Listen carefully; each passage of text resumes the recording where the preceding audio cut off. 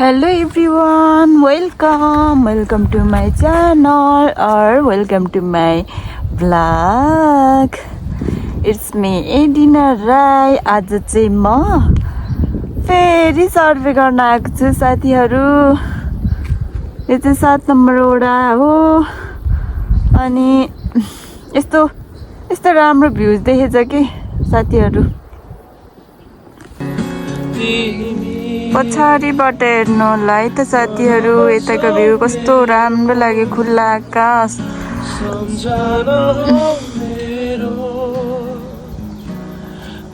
Set जुमै हुँदैन त. कस्तो राम्ररी खुलेको छ कि दिन साथीहरु. म चाहिँ उताबाट हैन यो तल उतै पल्लो यो भेगदेखि पल्लोपट्टिबाट आएको नि त. त्यता चाहिँ पुरै ढुस्से लागेर चिसो भयो अनि यता आउँदा चाहिँ यस्तो खुलेको देख्दाखेरि त मन खुसी भयो साथीहरु. खुसी भए. इभन म आज खुसी नै छु. डबल खुसी भयो भनौँ न. के रे अनि यहाँ चाहिँ यस्तो प्रतीक्षालय होला है. यो प्रतीक्षालय बनाउन आँट्नु भएको रहेछ. डाँडामा कस्तो राम्रो देखिन्छ नि साथीहरु है. बिसाउने ठाउँ बनाउन आँट्नु भएको रहेछ. अनि म चाहिँ राम्रो ठाउँ जस राम्रो के खुलेको मौसम देखेर अनि मन चाहिँ थाम्नै सकिन्न के साथीहरु.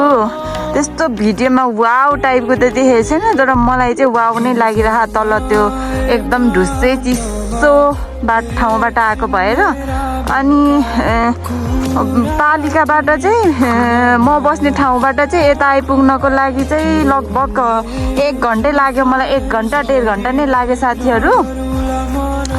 अनि चिसो भएर अनि पर खानासाना खाए अनि आएर अनि त्यस पछाडि फेरि नाप्नु हिँडेको साथीहरु. तल चाहिँ मलाई समितिले कुरेर बसिराख्नु भयो अरे. अनि म चाहिँ एउटा भवन छ भवन नाप्न हिँडेको साथीहरु. अनि भ्लग पनि स्टार्ट गरौँ कि भनेर सोच आयो अनि गर्दैछु. Let's see guys. कता हिँडेको कसलाई खोजेको भन न भनाए बिरानो परदेशी. भ्लग चाहिँ अहिले के साथीहरु मलाई चाहिँ कस्तो फिल भइरहेको भने भ्लग बनाउँदाखेरि अनेस्ट भन्दाखेरि राम्रो लागिरहेको कि साथीहरु. भित्रैबाट नै हुन्छ नि मलाई चिनेको जस्तो. पहिला चाहिँ हैन म चाहिँ यस्तो पर्सन हो क्या. के रे आफ्नो कुरा मनमा लागेको कुराहरु नि त साथीहरु डायरीमा लेख्थे क्या. अनि अहिले चाहिँ म अल्छे भएको छु क्या साथीहरु. लेख्न पनि जाँगर चल्दैन. मतलब मनमा त लाग्छ हुन्छ नि लेख्दाखेरि एकदम आनन्द मिल्छ. लेखम भने त हुन्छ तर हुन्छ नि परिस्थिति पनि होला. अर्को कुरा अल्छी पनि भयो होला अनि खासै लेखे छैन कि साथीहरु. अनि भ्लग बनाउँदा चाहिँ मलाई जस्तो लेख्दाखेरि फिल हुन्छ नि मलाई चिनेको मैले आफैलाई चिनेको वाला लेख्दाखेरि आनन्द हो यो पर्सन हो म भन्ने जस्तो हुन्थ्यो नि त. अनि अहिले पनि भ्लग बनाउँदाखेरि एज अ म चाहिँ कस्तो मान्छे हुँ भनेर म आफैलाई चिन्छु क्या. ग्रो अप भएको जस्तो हैन. म हुन्छ नि म आफै ग्रो अप हुँदैछु जस्तो लाग्छ क्या. कस्तो भनेदेखि मलाई चाहिँ आफूलाई चिनेको महसुस हुन्छ क्या. यो डायरीमा लेखेर आफ्नो मनको कुराहरू राख्दा अनि मलाई यस्तो लाग्छ हुन्छ नि म चाहिँ यो टाइपको मान्छे हो भनेर भन्दाखेरि चाहिँ अनि हुन्छ नि लेखेर अनि आफैले गर्दाखेरि रियलाइज गर्दाखेरि पढ्दाखेरि चाहिँ हो एज अ पर्सन म यो हो भन्ने टाइपको म आफैलाई चिनाउने माध्यम जस्तो लाग्छ क्या. अनि भ्लग पनि एज अ ग्रो अप भइरहेको छु म जस्तो लाग्छ क्या. भित्रको मनको कुरा राख्दाखेरि कस्तो हजुरहरू सामान्य पुग्दाखेरि चाहिँ मलाई कस्तो आनन्द लाग्छ क्या. आफैलाई अब हजुरहरूलाई कतिको लाग्छ हैन बोरिङ पनि लाग्न सक्छ. अब सबैको एउटै धारणा सबैको एउटै सोचाइ त हुँदैन नि त साथीहरु. अनि त्यसो चाहिँ मलाई चाहिँ आफूले आफूलाई ग्रो अप भएको जस्तो लाग्छ अनि आफूले आफूलाई बुझेको जस्तो लाग्छ हो म यही हो यो पर्सन हो यो टाइपको मान्छे हो म भन्ने जस्तो लाग्छ होइन अनि त्यस पछाडि मलाई चाहिँ रमाइलो लागिरह भ्लग बनाउनको लागि अनि लेट्सी म सकेसम्म कन्टिन्यू गर्दै जानेछु कोसिस गर्दै जानेछु भ्याएसम्म बनाउने छु आफूलाई टाइम दिनेछु खुसी हुनेछु खुसी छु अलरेडी तर खुसी अझै हुनेछु के अरे लाइफमा धेरै कुराहरू गर्नु बाँकी नै साथीहरू लेट्सी ल दाइहरू पनि आउनुभयो अब म चाहिँ यो भवन नाप्न सुरु गर्छु साथीहरू यो भवन नाप्न आएको साथीहरू पोहोर साल चाहिँ आधी काम भएको थियो आधा अपुरो अनि यसपालि पनि बजेट परेको छ अनि यहाँ दाइहरू समिति दाइहरू आइसक्नु भएको छ अब चाहिँ म के कामहरू हुन्छ त्यो टिप्छु साथीहरू अनि त्यस पछाडि फर्किन्छु हेलो साथीहरू म चाहिँ यहाँ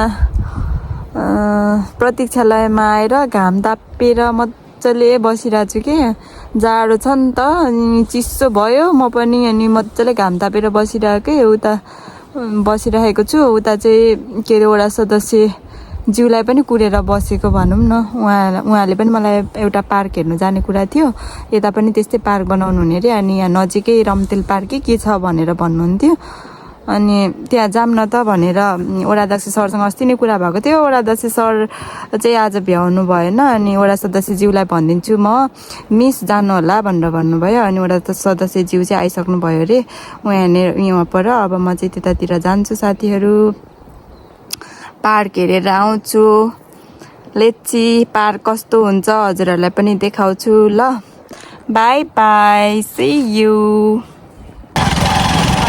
पार्क सिलिकोट गाउँपालिकामा छौँ होइन त सर पार्क यो रम्तेल पार्क भन्ने पनि पार्क सिलिकोटमै पर्छ होइन कति लाग्छ सर यहाँबाट टाइम ठ्याक्कै समय कति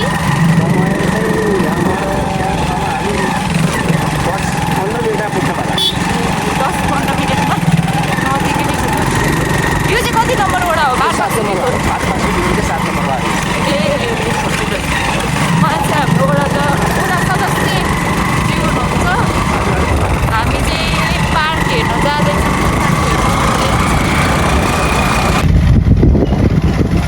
यो चाहिँ पार्क सिलिकोटको देउराली बजार भनेर भन्छ अरे है साथीहरू 8 नम्बर वडा है पार्क 7 नम्बर 7 रोडीको रहेछ नि हाम्रो नि त 8 घन्टा गाउँपालिकाको पनि छ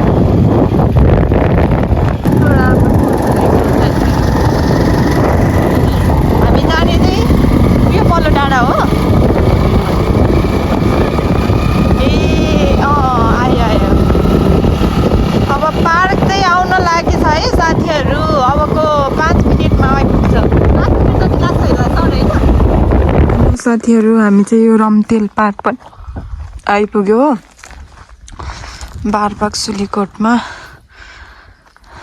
फाइनली हामी चाहिँ यहाँ आइपुग्यो मेन गेटबाट छिरिसकेपछि चाहिँ यस्तो रहेछ हजुर ए मेटिसकेछ है त्यो त हुन्छ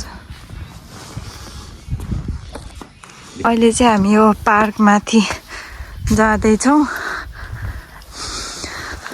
अनि यहाँ चाहिँ यस्तो रहेछ कि साथीहरू जनयुद्ध भइसके पछाडि तपाईँको यो शहीदहरूलाई चाहिँ शहीद भएको ऊ के भन्छ स्मृतिमा चाहिँ शहीद भएको मान्छेहरूको ऊको चाहिँ तपाईँको स्मृति को लागि चाहिँ यहाँ पार्क बनाइएको रहेछ। अनि यहाँ चाहिँ यस्तो रहेछ।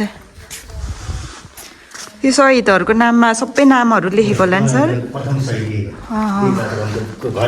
हजुर यति सबै यो बितेको मान्छेहरूको है सर? ओ माई गड यस्तो रहेछ। हेर्नु त साथीहरू यति धेरै मान्छे बितेको रहेछ क्या जनयुद्धमा। अनि हजुर हजुर उहाँको स्मृतिमा चाहिँ यो बनाएको पार्क हो सर के हो? जनयुद्ध प्रथम शहीद दिलबहादुर रम्तेल यही ठाउँको ठेगाना यही हो। हजुर पन्ध्रौं गाविस 3 जरा गोर्खा यही हो। बुबाको नाम सेते रम्तेल। हजुर उहाँकै नाममा त बनाइएको होइन? उसकै नाममा चाहिँ बनाएको पार्क हो नि त। हैन उ त्यहाँ उसको शालिग चाहिँ अगाडि राखेको छ। हजुर त्यहाँ बनाउँदैछ। उहाँकै नाममा चाहिँ बनाइएको हो रे। अनि लगायत अरू पनि यहाँ चाहिँ लेखेको छ। उहाँ चाहिँ प्रथम जनयुद्धमा चाहिँ प्रथम शहीद हुनुभएको रहेछ। अनि उहाँको नाममा चाहिँ तपाईँको यो सबै पार्क नै निर्माण गरिएको रहेछ। लगायत यहाँ चाहिँ यहाँ सम्पूर्ण शहीद भएको शहीदहरूको पनि नाम रहेछ। यो सबै नामहरू रहेछ साथीहरू।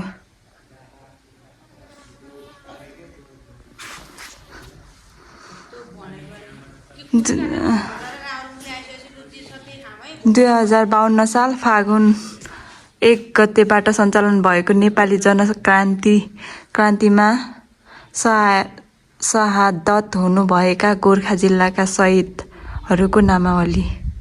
गोर्खा जिल्लाभरिको 1 गतेबाट सुरु भयो। ऊ चाहिँ 11 गते चाहिँ 11 गते उहाँ चाहिँ 14 गते चाहिँ हजुर फागुन 1 गतेबाट चाहिँ सुरु भयो। उहाँ चाहिँ 11 महिना 14 गते बित्नु भएको रहेछ। सानो उमेरमा यो चाहिँ स्कुल पढ्दाखेरि चाहिँ हो सेनाको गोली लागेर। हजुर हजुर माई गड साथीहरू जनयुद्धमा गोर्खा जिल्लाभरिको यति धेरैजना शहीद हुनुभएको रहेछ कि हेर्नुहोस् न। मलाई पनि आज आएर थाहा भयो। यो पार्क चाहिँ मैले पहिलादेखि नै सुनेको थिएँ तर पार्क चाहिँ यो बारेमा हो यो शहीदहरूको उमा चाहिँ बनाइएको स्मृतिमा बनाइएको हो भनेर चाहिँ मलाई थाहा थिएन। मलाई यहाँ आएपछि नै सरले भन्नुभएको।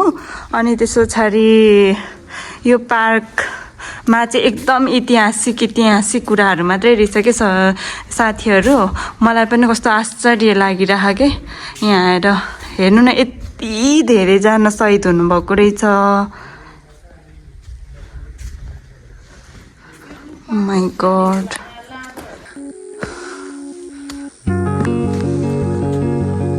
पार्कभित्र चाहिँ के रहेछ साथीहरू म हजुरहरूलाई पनि देखाउँछु ल। यहाँ चाहिँ यस्तो रहेछ यस्तो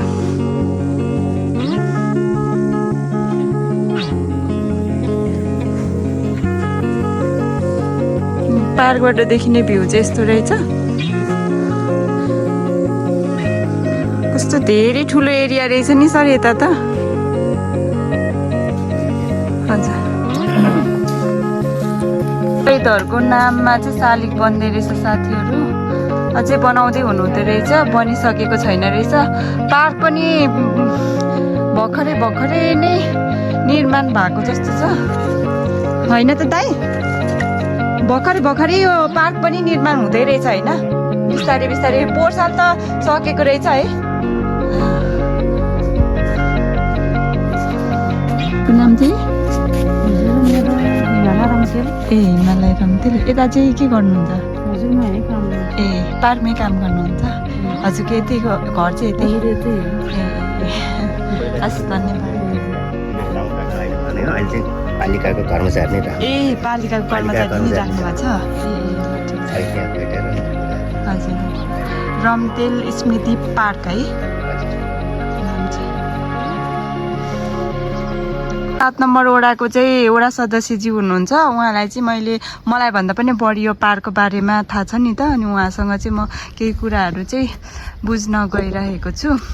सर यो पार्कको बारेमा थोरै केही भनिदिनुहोस् न। यो पार्कमा चाहिँ यो सबैभन्दा पहिला चाहिँ यो प्रथम शहीद दिलबहादुर रम्तेलको चाहिँ स्मृतिमा चाहिँ बनेको हो। जनयुद्धको क्रममा चाहिँ उहाँ चाहिँ सानै उमेरमा स्कुल पढ्दा पढ्दै 4 कक्षामा पढ्दा पढ्दै शहादत प्राप्त गर्नुभएको कारणले चाहिँ यहाँ चाहिँ यो जनयुद्धको चाहिँ स्मृति पार्क बनाउनु भएको हो। यो चाहिँ साह्रै रमाइलो पनि छ र देख्दाखेरि सुन्दर पनि छ, चिटिक्क परेको। अब चाहिँ यसो हेर्न लायकको छ, भ्यू यताउता चाहिँ देख्न पनि सबै कुरो चाहिँ देख्न पाइन्छ। टाढा टाढासम्म चाहिँ दृश्यहरू देख्न पाइन्छ। अब अलि धेरै चाहिँ आउने क्रम पनि छ, यहाँ चाहिँ आउने आन्तरिक पर्यटनहरू अब चाहिँ आउने क्रम पनि छ। त्यही नै छ यसमा। हजुर हजुर, ल धन्यवाद सर। हस् धन्यवाद। यसरी के साथीहरू, यो डिजाइन पनि मलाई कस्तो राम्रो लाग्यो, आइडिया पनि राम्रो लाग्यो है। शहीदको नाममा चाहिँ यसरी चाहिँ तपाईँको नाम लेख्नु भएको रहेछ। शहीदको नाम शहीद दिलबहादुर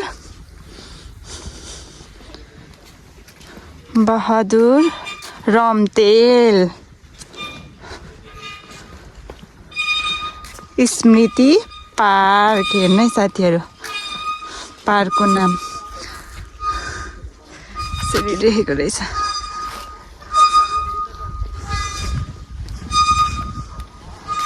यसरी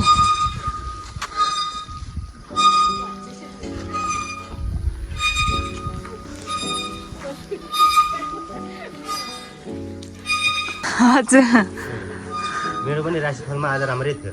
ए हजुर हजुर है। मैले सर यो यस्तो सर मलाई हजुरले जब बताउँदै जानुभयो नि त, अनि चाहिँ मलाई झन् राम्रो लाग्न थाल्यो क्या। यो जस्तो स्मृति शहीदहरूको स्मृति पार्क भन्नुभयो नि त। अनि हजुर, हुन्छ हुन्छ सर।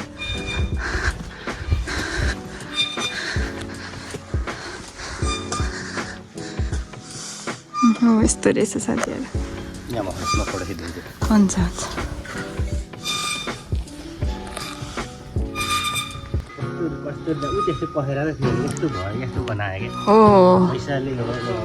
हो नि सर, हो हजुरको पोहोर साल त सिध्याएको रहेछ। पोहोर साल पढाहरूको साल गरेर पोहोर साल सिध्यायो भनौँ न, आर्थिक वर्ष। अनि पहिला पनि परेको थियो होला नि बजेट त, होइन सर? यो तल देखिएको चाहिँ के हो सर? यो जुन हो यो चाहिँ जरङ गाउँ। बाँझो बारी कति बारी बाँझो बसेर हो नि। मान्छेले अहिले खेती गर्नु छोडी गए सर, के गर्नु है।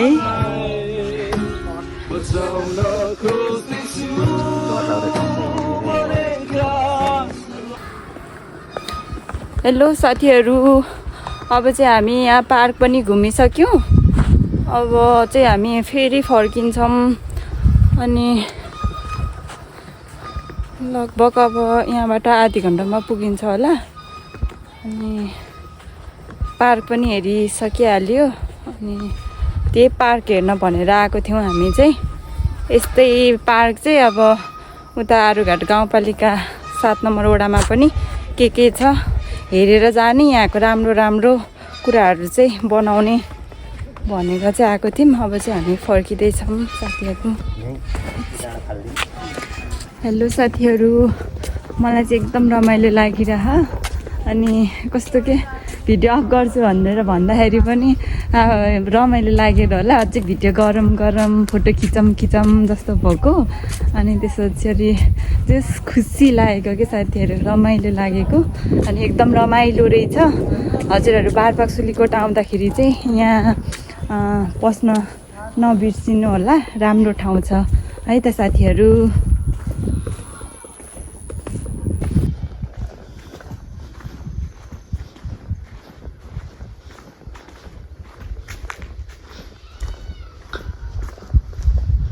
शहीदहरूको स्मृति चाहिँ यसरी बनाउनु हुँदो रहेछ कि साथीहरू। अहिले पनि सकिएको छैन रहेछ, बनाउने क्रम चाहिँ जारी नै रहेछ। यहाँ चाहिँ एकजना शहीद दिलबहादुर रम्तेल उहाँकै नाममा बनेको यो स्मृति पार्क चाहिँ यहाँ चाहिँ उहाँको शालिग चाहिँ बनिसकेको रहेछ हो यसरी नै अरू शहीदहरूको पनि स्मृति बनाउनु हुँदो रहेछ साथीहरूले चाहिँ पछि पनि म कुनै बेला अथवा म चाहिँ यता चाहिँ बाटो परेको बेलामा चाहिँ पस्यो भनेदेखि हजुरहरूलाई फेरि यो शहीदहरूको बनाउँदै गर्नुभएको चाहिँ के अरे स्मृति चाहिँ देखाउने छु भन्दै अनि यता पनि छ साथीहरू यो भित्र चाहिँ फोटो खिच्न मनाई भिडियो गर्न मनाई भनेको रहेछ जनयुद्धको सङ्ग्रहालय भनेको चाहिँ यहाँभित्रखेरि चाहिँ जनयुद्ध हुँदाखेरिकै साथीहरू फोटोहरू त्यस पछाडि हतियारहरू अनि जनयुद्ध हुँदाको सबै सामग्रीहरू लगायत मेमोरी के सम्झनाहरू फोटोहरू कहाँ कहाँ भेला बसेर चाहिँ यो जनयुद्ध चाहिँ सफल पारिएको थियो भनेर चाहिँ सबै रहेछ साथीहरू भित्र चाहिँ फोटो खिच्न भिडियो गर्न पाइएन नि त अनि मैले चाहिँ हजुरहरूलाई यहाँ बाहिरैबाट देखाउँदैछु एज अ डिटेल मलाई पनि म पनि सकै परिरहेको छु क्या मतलब मलाई चाहिँ पार्क मात्रै हेर्न जाने भनेर आएको थिएँ नि त म अनि यहाँभित्र चाहिँ यो शहीद स्मृति भन्दाखेरि चाहिँ ऐतिहासिक एकदम रमाइलो लाग्यो साथीहरू अब चाहिँ हामी फर्किनेछौँ टाइम पनि धेरै भइसक्यो उता म फेरि आरुघाट पालिका पनि फर्किनु छ वडा पुगेर अनि त्यस पछाडि अब चाहिँ हामी लाग्छौँ हामीले यहाँ वडामा के अरे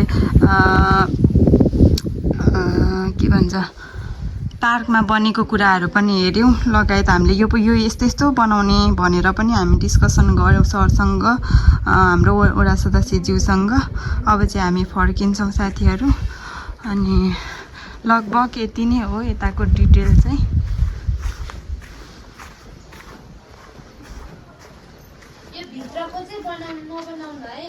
हजुर ए छैन अघि नै देखिसक्यो हामीले त्यस्तो रहेछ